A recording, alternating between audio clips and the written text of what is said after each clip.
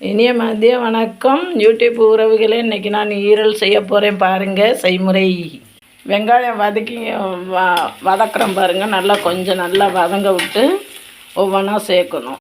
இது ஆட் பண்ணாத வதங்கிடுச்சு பாருங்கள். தக்காளி ஆட் பண்ணணும்.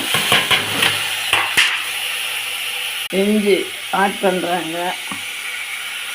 வதங்கிட்டு இருக்கு பாருங்கள். எல்லாம் சேர்த்து வதக்குறோம். தக்காளி, வெங்காயம், இஞ்சி, பூண்டு எல்லாம் சேர்த்தாச்சு. இப்போ கருவேப்பிலை கொத்தணும். இப்போ இந்த ஈரலை எடுத்து போட்டு வதக்கணும்.